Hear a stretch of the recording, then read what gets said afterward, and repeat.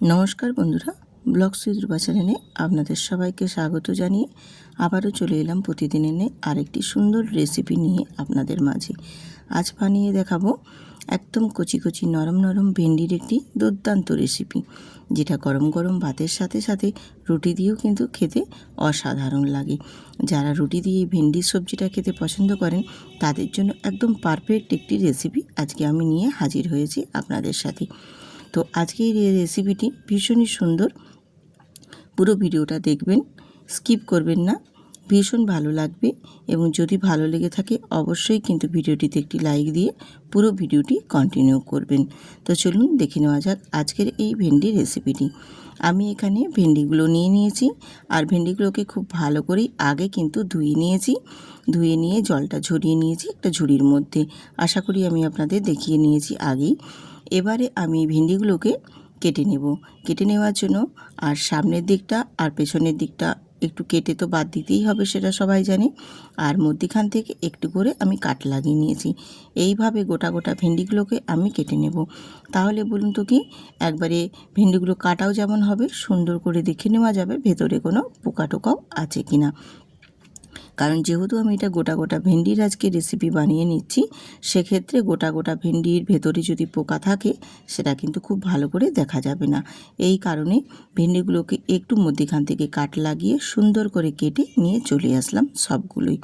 এবারে আমি এগুলোকে একটি পাত্রের মধ্যে নিয়ে নেব।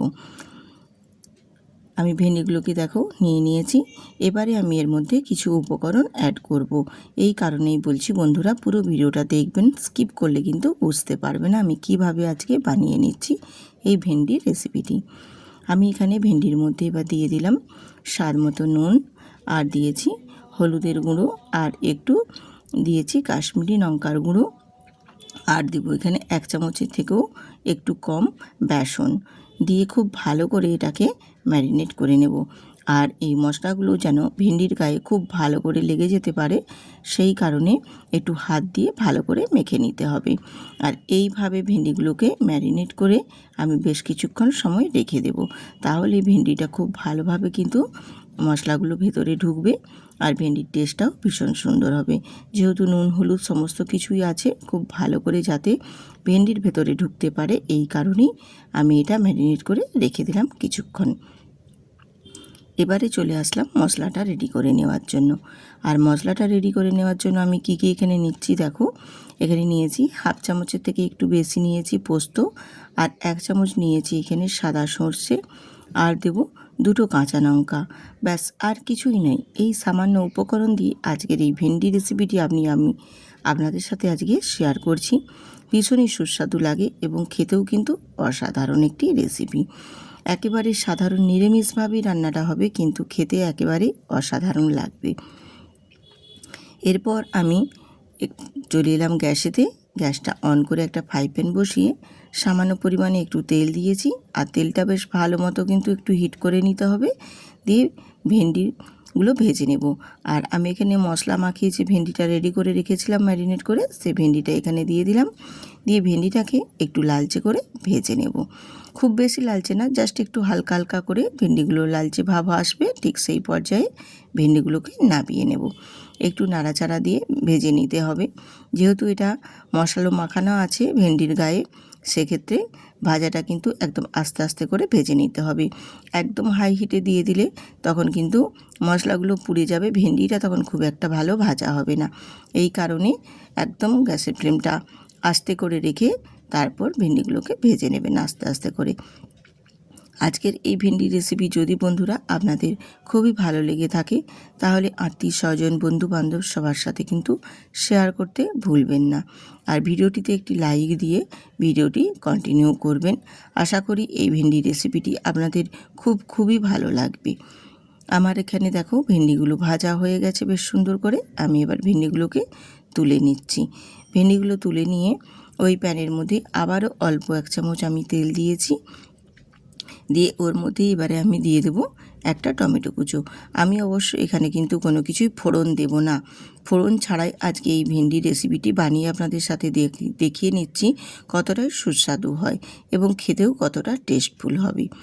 আমি এখানে কোনো ফোড়ন না দিয়েই একদম তেলের মধ্যে দিয়ে দিলাম একটা টমেটো। আর টমেটোর মধ্যে দিয়ে দিলাম স্বাদ মতো নুন। তাহলে টমেটোগুলো বেশ একটু তাড়াতাড়ি কিন্তু নরম হয়ে যাবে। আর টমেটোটা নুন দিয়ে ভেজে নিলে বা কষিয়ে নিলে খুব শীঘ্রের মধ্যে টমেটোগুলো কিন্তু একদম নরম হয়ে গলে যাবে। এরপর এখানে আমি গুঁড়ো মশলা অ্যাড করে দিলাম। গুঁড়ো মশলা বলতে এখানে দিয়েছি আমি হলুদের গুঁড়ো, কাশ্মীরি লঙ্কার গুঁড়ো আর সামান্য অল্প একটু দিয়েছি জিরের গুঁড়ো। আর কিন্তু এখানে কোনো গুঁড়ো মশলা ব্যবহার করব না। দিয়ে এবারে টমেটোটাকে মশলার সাথে বেশ ভালো করে কষিয়ে নেওয়ার পর এখানে আমি দিয়ে দিলাম পোস্ত আর সর্ষে কাঁচা লঙ্কা বাটার পেস্ট। দিয়ে এবার মশলার সাথে খুব ভালো করে একটু নাড়াচাড়া দিয়ে তারপর অল্প একটু জল দিয়ে বেশ ভালো করে মশলাটাকে কষিয়ে নিতে হবে। এইভাবে কষিয়ে নিলে একটু তেতো ভাব লাগবে না, বরঞ্চ খেতে লাগবে অসাধারণ, ভীষণ সুন্দর হবে। আর কালারটাও এত সুন্দর আসবে, আপনারা দেখেই অবাক হয়ে যাবেন যে এই সামান্য উপকরণ দিয়েও এত সুন্দরভাবে ভেন্ডি রেসিপি তৈরি হয়ে যায়। হ্যাঁ বন্ধুরা, ভীষণই ভালো লাগে। আর ঘরে থাকা সমস্ত উপকরণ দিয়েই আমি সবসময় রেসিপিগুলো আপনাদের মাঝে দেওয়ার চেষ্টা করি, যাতে সমস্ত বন্ধুরা আমার দেখে খুবই সহজেই কিন্তু এই রেসিপিগুলো বানিয়ে নিতে পারেন। আর ঘরে থাকা উপকরণ দিয়ে বানালে তার টেস্টও কিন্তু ভীষণ সুন্দর হয়, খুবই ভালোও লাগে যেমন খেতে, দেখতেও কিন্তু খুবই সুন্দর লাগে। আমি এখানে দেখো মশলাটাকে বেশ সুন্দর করে আস্তে আস্তে করে একটু কষিয়ে নেব। আর ঠিক গা থেকে যখন তেল ছাড়তে শুরু করবে সেই পর্যায়ে এখানে আমি দিয়ে দেব ভেজে রাখা ভেন্ডিগুলো। এবারে ভেজে রাখা ভেন্ডিগুলো দিয়ে মশলার সাথে আবারও একটু নাড়াচাড়া দিয়ে কষিয়ে নেব। এইভাবে ভেন্ডি রেসিপিটি নিরামিষ হলেও খেতে বেশ ভালো লাগে। আর এইভাবে একটু কষিয়ে রান্নাটা করবেন, তাহলে ভেন্ডির ভেতরে যত মশলাগুলো ভেতরে ঢুকবে ভেন্ডির স্বাদটাও কিন্তু ভীষণ সুন্দর হবে। আর যেহেতু ভেজে নিয়েছি ভেন্ডিগুলো, আবার কষিয়ে নিচ্ছি, খুব বেশিক্ষণ কিন্তু সময় লাগবে না, খুবই তাড়াতাড়ির মধ্যে এই ভেন্ডি রেসিপিটি একদম কমপ্লিট হয়ে যাবে। আর এত সুস্বাদু হবে, আপনারা নিজেরাই অবাক হয়ে যাবেন যে এত কম সময়ের মধ্যে এত সুন্দর একটি রান্না হয়ে যায়। মশলাটা কষিয়ে নেওয়ার পর দেখো একদম ভেন্ডি থেকে তেল ছেড়েছে বেশ সুন্দর করে। এই পর্যায়ে এখানে আমি কয়েক দানা চিনি ছড়িয়ে দিলাম, তাহলে টেস্টটা বেশ সুন্দর লাগবে। আর বেশ একদম দেখো ভেন্ডি মশলা থেকে তেল ছেড়ে গেছে। ঠিক এই পর্যায়ে এখানে আমি দিয়ে দেব জল। তো খুব বেশি কিন্তু জল দেব না, কারণ ভেন্ডি আমার মোটামুটি 50-এরও বেশি সেদ্ধ হয়ে গেছে। সামান্য অল্প একটু জল দিয়ে নাড়াচাড়া দিয়ে বেশ ভালো করে এবারে ভেন্ডি তরকারিটা ফুটিয়ে নেব। এই রকমভাবে একটু নাড়াচাড়া দিয়ে তারপর ভেন্ডির একদম গ্রেভিটাও বেশ গামাখা করে হবে, সেই পর্যায়ে কিন্তু জলটা দিয়ে দিতে হবে। দিয়ে একটু নাড়াচাড়া দিয়ে এবারে ফুটিয়ে নেব।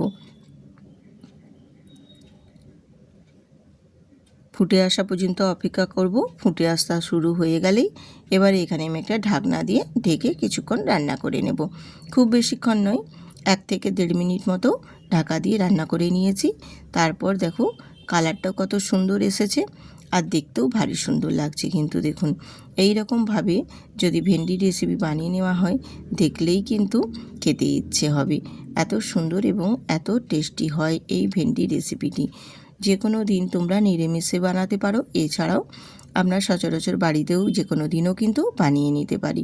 ভীষণই সুস্বাদু হয়, গরম গরম ভাতের সাথেও যেমন ভালো লাগবে, তেমনি কিন্তু রুটি দিয়ে খেতেও কিন্তু অসাধারণ লাগে খেতে। বন্ধুরা, যদি ভালো লাগে আজকের এই রেসিপিটি, অবশ্যই কিন্তু একদিন বাড়িতে বানিয়ে ট্রাই করবেন। তারপর আমাকে কমেন্ট করে জানাবেন কত সুন্দরভাবে এই ভেন্ডি রেসিপিটি রেডি করে নেওয়া যায়। তো আমার সম্পূর্ণ দেখো ভেন্ডি রেসিপিটি কমপ্লিট হয়ে গেছে। গ্যাসটা অফ করে তারপর আমি একটি পাত্রতে নামিয়ে নিয়ে আপনাদের সাথে দেখিয়ে দিচ্ছি। দেখুন কতটা সুন্দর হয়েছে এবং কত লোভনীয় হয়েছে আজকের এই ভেন্ডি রেসিপিটি। বন্ধুরা, যেসব আজকে আমার নতুন নতুন বন্ধুরা আজকের এই ভিডিওটিতে ভিজিট করেছেন, অবশ্যই কিন্তু চ্যানেলটিতে সাবস্ক্রাইব করে বেল আইকনটি প্রেস করে সুন্দর করে একটা কমেন্ট করে দেবেন। আপনাদের কমেন্ট পড়ে পৌঁছে যাব আপনাদের পরিবারে। আজকের এই ভেন্ডি রেসিপি যদি ভালো লেগে থাকে, অবশ্যই কিন্তু পাশে থাকবেন এবং আমাকে আরও এগিয়ে নিয়ে যাওয়ার জন্য উৎসাহ দিয়ে একটি লাইক কমেন্ট করে পাশে থাকবেন। আজ এইখানেই শেষ করছি, আবারও দেখা হবে পরবর্তী আরেকটি নতুন রেসিপির সাথে। আজ টাটা।